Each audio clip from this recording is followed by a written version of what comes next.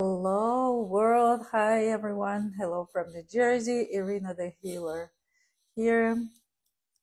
Today, I'm going to invite again one of my fellow hypnotherapists, Joseph Kinslow. We streamed together before, so we're going to continue today. Okay, it says you're unable to join, but I'm going to approve your request now. Okay. Oh, fine. And good afternoon. Every time it's getting better and better. Slowly. Yeah. Can you hear me? I can. See me? Hear me? Okay, great. Awesome. Okay, thanks. Okay, hello again, everyone. So today I'm hosting this live stream, and I have my fellow hypnotherapist, Joseph Kinslow, as my guest today. In this section, I have this section. I've been having it for about 3 years. I call it visiting the healer. I like that. I like that. Yeah.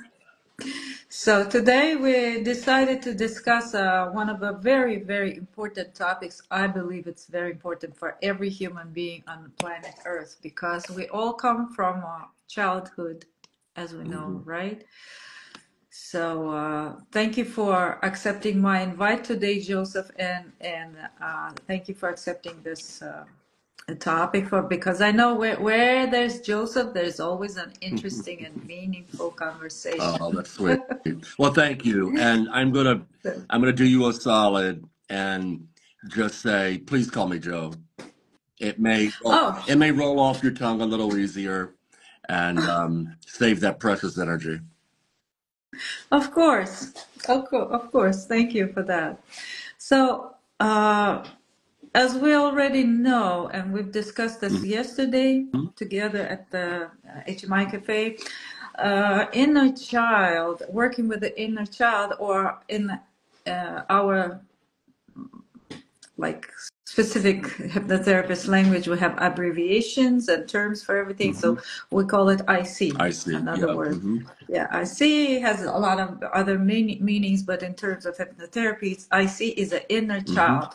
And this is one of the most vital, one of the most critical works that, to my opinion, need to be done with every adult human being on Yeah. planet Earth. Why? Because we all come from childhood, and inside of us, most of us, I won't declare that I 100% agree. of human beings are injured Yeah. or hurt in a child, but most of people who come see us for sessions, and most of people who don't even know about hypnotherapy, they all, one way or another, they have their own wounds from the past. They have their stories and scripts and some negative associations, I would put it this way, connected to their childhood. And many people, even when they grow up, like you seeing an adult person, but like in their 50s or 40s or sometimes even 60s, but while speaking with them, you start realizing that you're talking to an 8 years old child Yeah.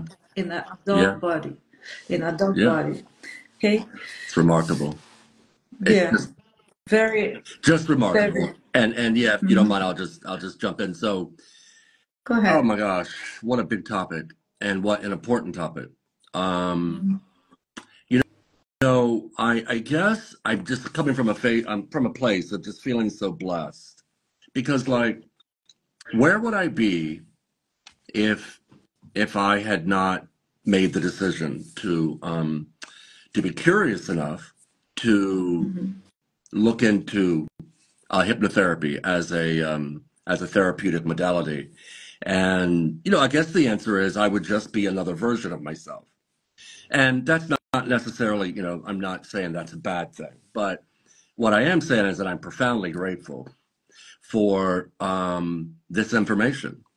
And if any of it resonates with anybody listening, you know, I would encourage them to, you know, do a simple Google search on inner child wound, inner child healing, relevance of inner child work on, you know, adult happiness.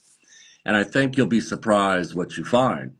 And that is the vast majority of us are walking through life carrying this trauma that shows up in a myriad of different ways, in our lives, right? Whether it's from a crippling belief that we simply don't possess, whatever it is that we feel we lack.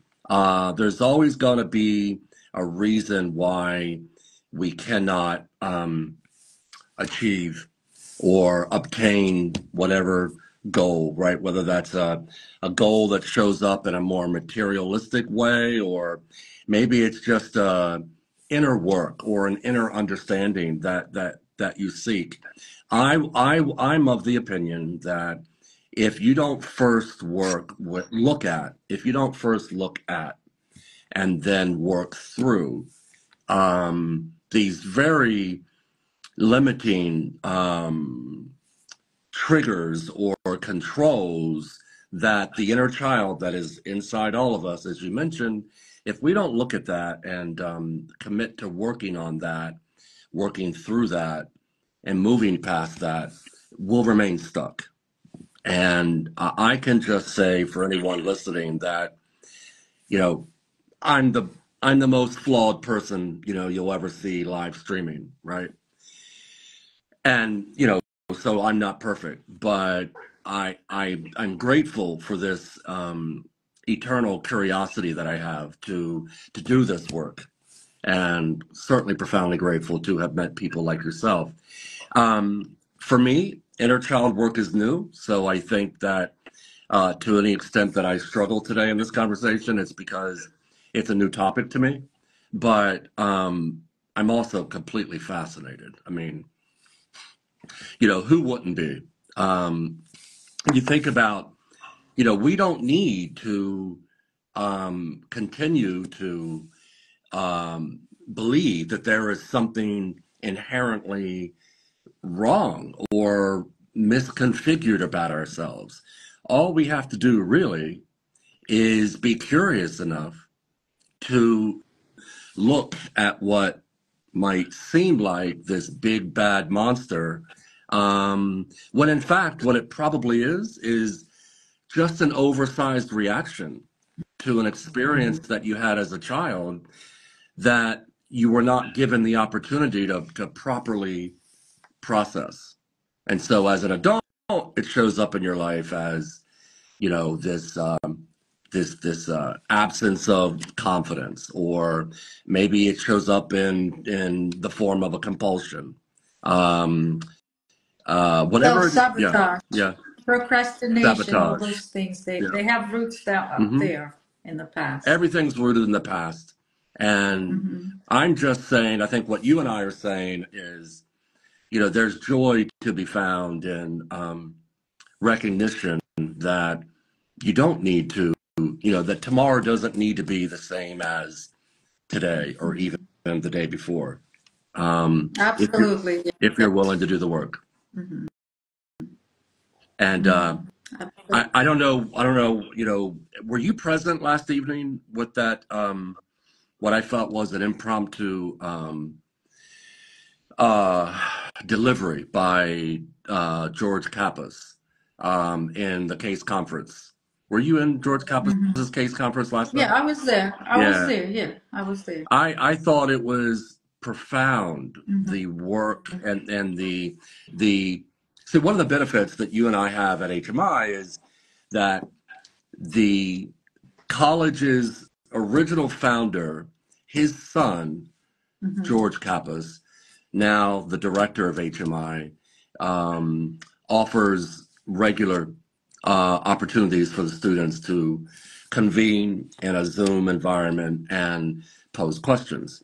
And I was really, I couldn't get enough of it last night when I heard George show such profound empathy for the case that a student like yourself or me, so for the benefit of the audience, George Kappas provides on a weekly basis an opportunity, a 1 hour long session in which any currently enrolled student at HMI can join a Zoom meeting and present their any challenges that they may be experiencing in their treatment of their current client set. And Can last I Tuesday, just make a yeah, short note, yeah, a very short remark? yeah, Mainly, this class is for 501s, those who already work with pro right, bono clients. We're going to be there in a right. couple of months. What? We are invited to listen and even participate. We can participate and ask questions, but mainly this session was designed Mhm. for those who are already Yeah, present cases. They have some issues with their pro bono that's right. clients. That's right. And that's an important distinction. However, Yeah. that gives me the opportunity to share some news with you. And this Yes. is just a brief side note before I return to my topic. But I haven't had the chance to tell you this yet. But 2 days ago, I passed my proficiency skills review test. And so for me, what this means is I'm now able to begin the process to see pro bono clients. So my mentor, Joe Burns, asked me to reach out to HMI administration and begin the process to sort of fast track my ability to see pro bono clients. So great news for me. Great, Thank you, congratulations. thank you, thank That's you, good. thank you, Yeah, thank you, thank you, that's good news. and you're right. Again, very representative of the high quality of service that HMI offers. The value proposition that they offer. I I suppose one probably easily understands that the way that you and I talk about HMIs with such Mhm. reverence and such respect, that it's obvious how we feel about it, right? We know Of course. we know we Absolutely. know it has no peer, and it's without peers, and it provides the best hypnotherapeutic training that's available in It the world. does. Period. That's why we all ended up at HMI. Yeah. I don't know your history, but my history was with hypnotherapy was pretty long. But Yeah. Yeah. as they say, all the roads lead to That's Rome. right. That's how we all end up at HMI, because where else can you learn but the best of You the can. best, the best You tools, the can. most powerful, with so much recorded hmm experience, expert videos by Dr. Kappas himself, the Yeah. founder. Oh my God, I'm so blessed. I watch these Atlanta series now every day, like 2, 3 videos a day. Wow. Every Wow. single day I watch. Yeah, you can literally drown in Yeah, this, the it's whole an universe. endless repository There of, is no bottom resource. Yeah, to it, yes, and there's so much. They're doing so many clinical research on every topic that hypnosis can yeah, be helpful with. There's a lot. yeah, You can choose which direction you want to follow right now, yeah. and there's so much information on everything. Yeah. So Again, yeah, I'm just without so peer, blessed without peer. with many best of the best. I would say the best instructors hmm ever. We have such a great team of Yeah, instructors yeah, there. yeah. I'm really, as each day goes on, I Yeah. just have more and more profound respect for them. You can really, I think what's happening is that our intuition, our respective intuition, our ability to read, to read another person's energy, I think that's Mhm. being honed. Whether we think about that or not, I think that's being honed. And case in point, I'll return to the example that I was giving, and I haven't yet correlated it back to the inner child, but I will. So last evening in that class, in that case conference that you and I were sitting in, one of our fellow students brought what I thought was a very unique case to George Kappas, the director of HMI, and essentially she described that her client is a 9-year-old boy who is believed to possess some learning, reading disability. Difficult Yeah, difficulties, yeah, yes, difficulties, let's say disabilities. that. And but that he also suffers from a crippling um, aversion or fear to the school environment. So something in his past has caused this young child to develop this fear of attending school. And so as his hypnotherapist, it's my understanding that she had just one intake session with this young boy, and perhaps I would imagine his mom was probably present.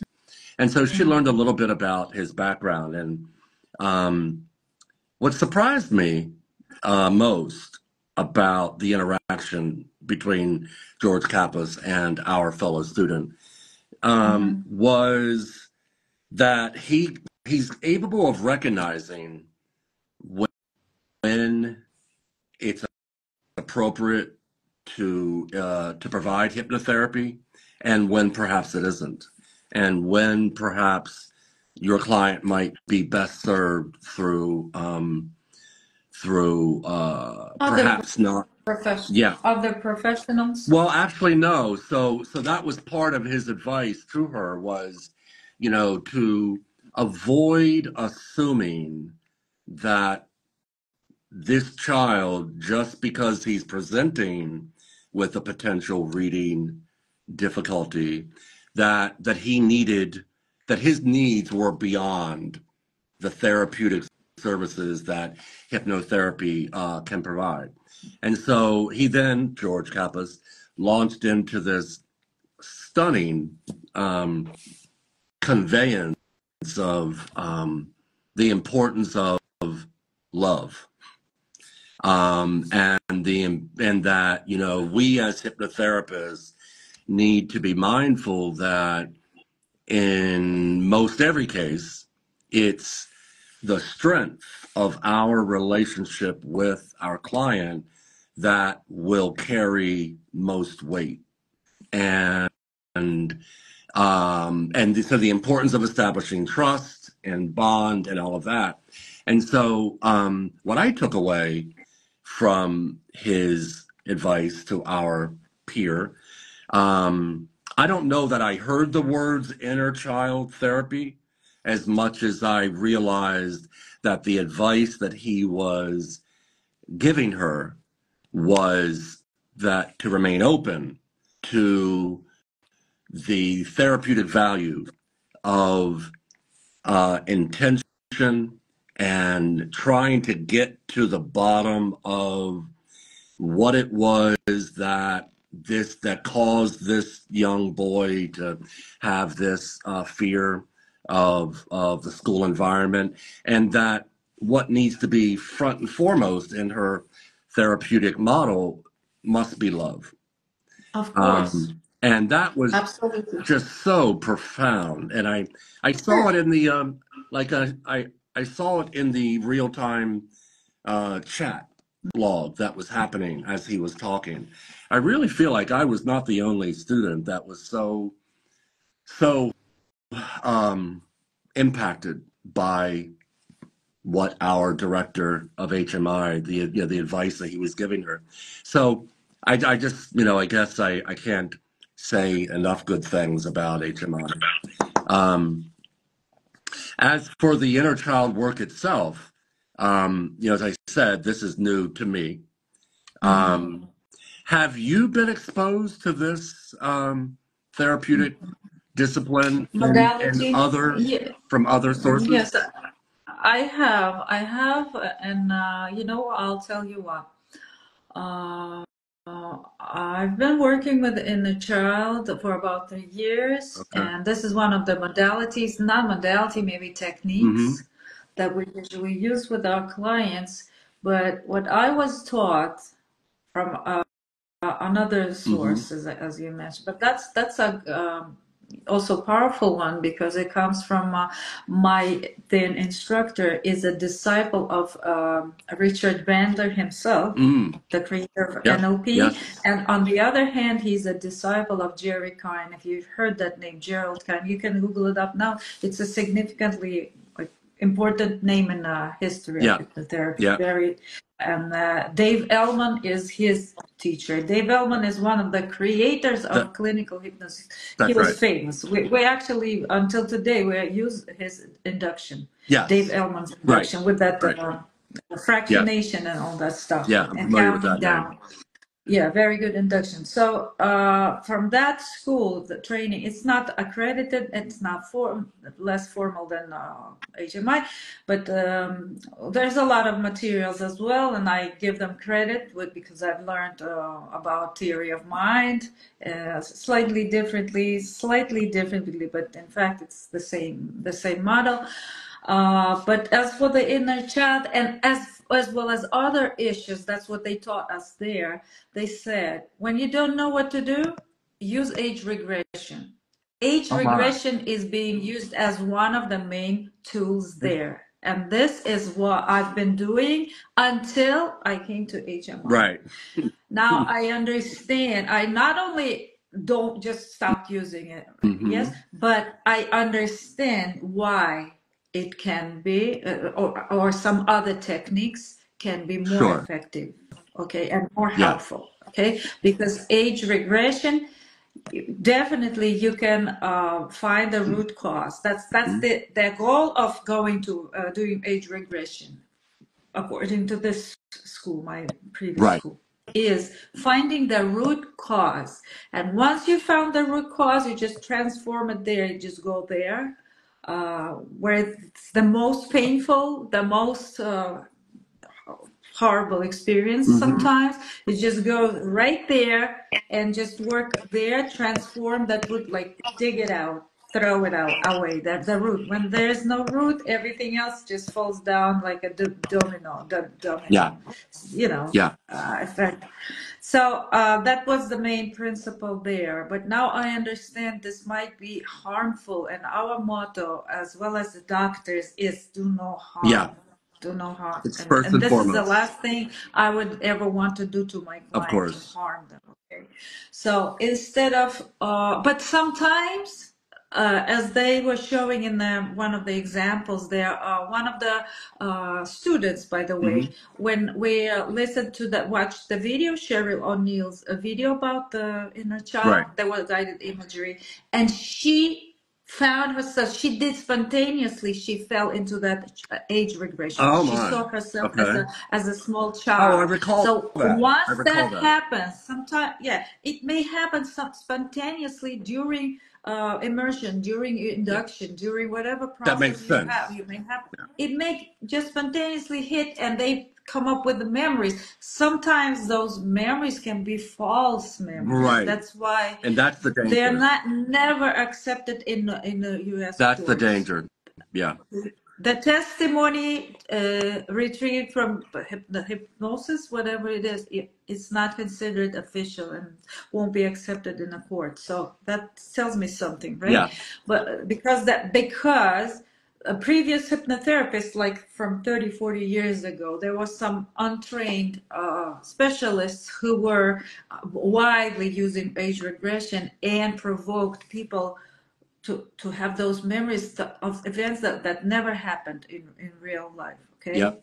So this is one of the reasons why we should avoid using age regression, or if not avoiding it, then using it very, very carefully, because Dr. John Kappas himself, he did age regression, but he knew exactly what he's doing. He's a highly trained professional, PhD in psychiatry. He's a doctor. So when he uses a tool, he knows for sure why and what he's doing, and what's going to be the outcome. Right. Okay. He's in control. Yes, he's in full control of that. But as for us, with no medical degree and just being hypnotherapists, our goal is not, we don't even use the word cure. Right. This word cure is bad. In our language, does not exist. Right. We may help to improve life. We may help with the well-being and stuff, but we're not authorized to dig into those topics that could be, and do something that could be harmful, detrimental to the client. Yeah. Yes, we can't do that. So age regression is not encouraged with us. But on my end, I can tell that I've done a lot of age regressions before, and some of them were really effective. Sometimes it really works, but there is another risk One risk I already says it could provoke false memories. The other risk age regression can cause is that you may get stuck in those negative Oh, I've heard emotions. this as So well. Yeah. people may get stuck in their resentment, whatever it was, towards their parents, and then The they reattach. live their life just blaming Yeah. the parents. The reattach. Reattach.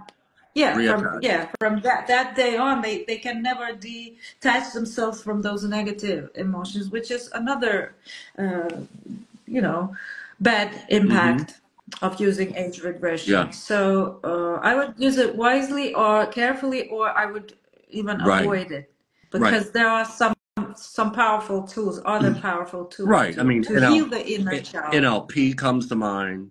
You know, Yes, any sort of therapeutic imagery is going to help. imagery, Yeah. absolutely, Yeah. yes. In some most difficult cases, like rape, there Yeah. could be a child assault or some kind of assault. We should refer the client to a psychiatrist, Yeah. because this is not our scope Right. of practice. We should refer them. Or another thing is we can work in conjunction Yeah. with I was the approval going to of the mention doctor. that. Yeah. Yeah, Yeah. we can Because work of course, together. symptoms are well within our scope, right? Of But course. with something serious like that, where you've got just a deep psychological wound, you know, any service that we provide the client, it must be with the full knowledge of their referring physician. You know. Yeah, and should be addressed with the professional, like a psychiatrist or psychotherapist or Right. something. Right. So, Right. so this is pretty much it, what I was going to say. But this work, if done properly, it could really do miracles. It can create. I'm so sorry. I have to let my cat out. He got Oh, stuck, and please. No he worries. keeps Just yawning. I'll He keep just going. I've got keep it. talking. I I've hear got you. it. I hear. I No just want to worries. let him out real Our quick. furry I'll be friends right come back. first. No problem. Yeah, Yeah. I'm So here. no worries. So I'm again, you know, I'm such in awe of the quality of the institution, that I feel as though I'm experiencing this hypnotherapy as you know, you just mentioned before you left, Uh-huh. just how powerful this work is. And I'm so grateful that it's enjoying a bit of a renaissance, because I recall, you know, when I was first introduced to hypnotherapy in the early 80s, and it worked for me then. So, you know, I'm like living, walking proof of how effective this model can be. But you know, try to talk about hypnotherapy in the 1980s with mostly anybody, and you would be deemed, you know, a bit of a quack, a Wow. bit of a quack. So I think that you and I are enjoying that we are the direct beneficiaries of how far society has come. This understanding that with a therapeutic method that has its origins, you know, thousands and thousands of years ago, something like that it can't withstand the rigor that's imposed upon it, unless there's something there. And I actually would like to take a minute, if I could, to talk about my first client. So as you know, HMI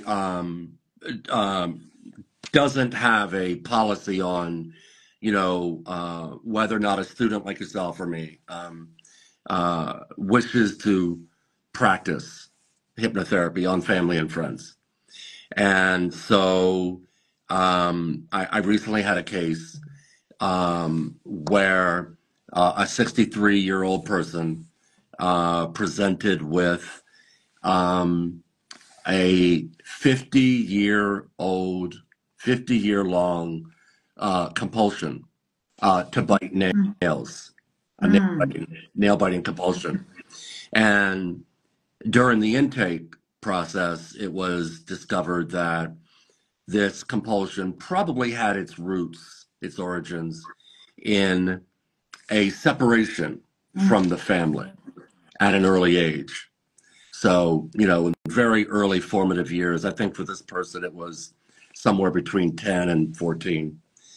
And the trauma that is generated when a child that isn't emotionally prepared for an experience. Now, thinking back now to the inner child, right? This actually is a great example of inner child work. So the compulsion began at the age of 13, and at the age of 63, this person had no nails, literally had no nails. And when asked, confessed that there had not been a day in the past 50 years where that person had not bitten their nails. And then, of course, during the intake process, it's our responsibility to uncover, what are the other processes or approaches you may have taken, what other professional or perhaps not professional approaches may you have tried before you chose hypnotherapy. And I learned this person had, gone so far as to apply very, very harmful substances on their fingers in an attempt of aversion therapy. And unfortunately, even that didn't work. And so, 50 years into the compulsion, the universe gives me this client. And so again, as I said, I walked this person through the intake process, and we went through all of the background medical, emotional questions that you would expect from a professional, medical professional. And then subsequently went directly into the first hypnotherapy session. And so the first session was just a gentle introduction to the concept of hypnotherapy, very basic, positive statements were introduced to to the subconscious, and then brought this person back up out of hypnosis, made sure they were well centered back into themselves, and then we discussed the experience for a few minutes, and sent this person on their way with some what I call light homework. And as you know, thinking about homework, we always say the therapist provides the 88 to 90% of the work, and the client is on the hook for the other 10 to 12%.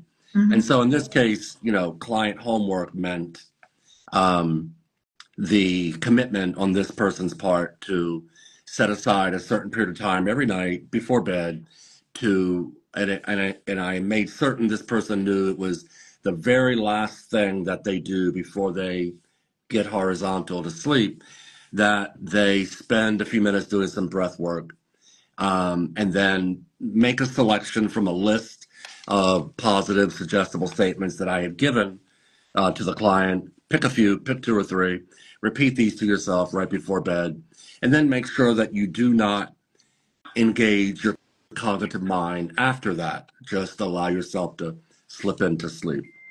And called me the next day.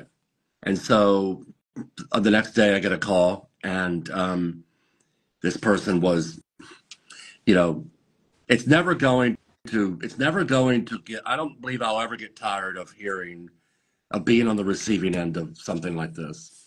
And so this person was just profoundly grateful that they were able to honestly report that that day, the day that they arrived in my office for therapy, was the first day in 50 years that they had not bitten their nails. And so wonderful, right? Great first start. That's very, very, very impressive. Great first start. And as you know, Irina, there is a whole spectrum of outcomes that could have came from that first session. And I'm just profoundly grateful that what the universe decided I needed and what the universe decided this other person needed, was a full stop success. But it occurred to me that, we were not done. you know, be grateful for the success, but be mindful of the duration and the significance and the breadth and depth of the compulsion. So made contact with the client again and agreed for a follow-up session, and received the client back at the house, in my office. When at this point, there's no need for the intake. You go right into the therapeutic session. So I delivered hypnotherapy to the client, and that's when we had the opportunity to do some inner child work. And so that was, today's Friday, that was Wednesday. And so we're scheduled for a follow-up session to further cement the successes that we've gained so far for next week. So just one example of how this kind of work, can generate immediate results. Immediate. Yes. And Absolutely. yeah, so that's my story. Like no other therapy. That's why I love hypnotherapy so much. Like it can work tremendously powerful, like no other therapy modality. Super quick. Yeah, quick. Yeah. Sometimes it takes more than a few sessions, but sometimes it can only in one session you can see significant results, and that's why I am so much into hypnotherapy, because I know the outcome, the impact, the power of this wonderful tool. Yeah. Yes. Both measured by duration, meaning its ability to last, meaning like a permanent gain. So measured by that, but also measured by time, like quick. Speed. Yeah, speed. Yeah. Call it speed to market. Because Speed to market. reprogramming subconscious association, it's like this, literally. Boom. Bump. Yeah. Negative to positive. Boom. Yeah. But there's a lot of other things involved that you as a hypnotherapist must know. Just, part of your profession, part of your tools. Right. Right. Without so in other words, the proper immersion into the state, you're not going to achieve such results. Okay, right. You got right. So in other words, when the viewer is sort of hearing us say, immediate results, quick, rapid, that doesn't happen by accident, and it can only happen, and it's directly correlatable to the quality of service that your therapist is providing. And so I think what you're saying is it can only be that fast, and it can only be that effective if you because of the high quality of you've mastered your skills. Yes. So only in that case. Beautiful. Like there was an old anecdote that said that like some kind of handyman or somebody, he came, the people couldn't fix their mechanism, some old but very complicated mechanism. A man came from somewhere and he just looked at it, and then he just gave a one knock with a hammer, and it was fixed. And he said, okay, for the like $500, he says, $500 I'll charge you. And they say, what? He just came here and just knocked one time, and then he said, okay, for the hit itself, it's $10, but $490 for the experience and knowledge, because he knew exactly when and where to hit. Okay. So this is how it is. So you gotta know what you're doing, and the more skilled you are, the more experienced you are, of course, the better service you will be providing, the higher quality and the faster result. Yeah. Speaking of that, I know that when I begin charging clients, I'm very likely to begin at $175. And that would be probably for my initial session. In our in our states, yeah. Right. Well, I mean, but I say to someone who thinks, ouch, that seems like a lot of money. Yeah. I mean, For what? from When my you when perspective, you start when you start asking them questions, a lot for what? Compared right, to the result you're gonna get, it's right. Yeah, priceless. and Okay. particularly, yeah. I mean, there really is almost no amount of money you can put on it, right? I mean, you and I know that.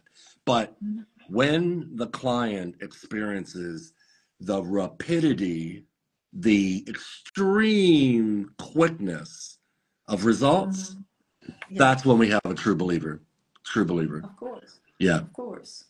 So, I mean, I And he was will spread the word of mouth, and he'll recommend you. He will be happy sure, to recommend sure, you to his friends and family and whoever. sure. Yeah. That's how you get Yeah, and more so and more clients. this is not this is not a magic potion. This is not, but we know that it has lasting effect. And so for that nail biting client that I was so blessed to receive as my first client, I know that it's in that client's best interest to return, probably you know once every 6 months. Mm-hmm. But if you think about, again, what price can you put on the feeling of knowing that you have put a 50-year-long compulsion behind you? It's no longer part of you. It's no longer part of it. You're no longer attached to it. I think that's priceless, as you said a moment ago. Absolutely. Absolutely. And you can work with them on other topics, some Oh, different sure. topics. Okay. Once Yeah. one problem is resolved, then there's something else appears like hmm years later, they hmm will always keep you in Yeah. mind Yeah. if Well, you're there's if you're literally, good. right. There's literally, the sky is literally the limit. Mm-hmm. I Absolutely. mean, if literally, like, if I can be a conduit through which, and I always say, I'm not special. I mean, I've been trained, so that makes me different than the average person. But I'm just the conduit through which this, many thousand-year-old process, works. And if a 63-year-old client can put a 50-year-long compulsion behind them, there's literally nothing else that client can't achieve. Of course. And it's just a matter of what type of positive suggestions do you want to receive today? Because whatever positive suggestions your therapist delivers to your subconscious, again, the sky's the limit. And you're really only limited by your imagination. Mm-hmm. And so, whatever outcome you want, whatever goal you desire, it can be achieved through hypnotherapy. It's as simple as that. Absolutely. I agree with you on this, Joe. Mm-hmm. Yeah. Yeah. And I was wondering how, I don't know if you heard Cheryl O'Neill yesterday talking about those cancer patients she's been Yeah. helping.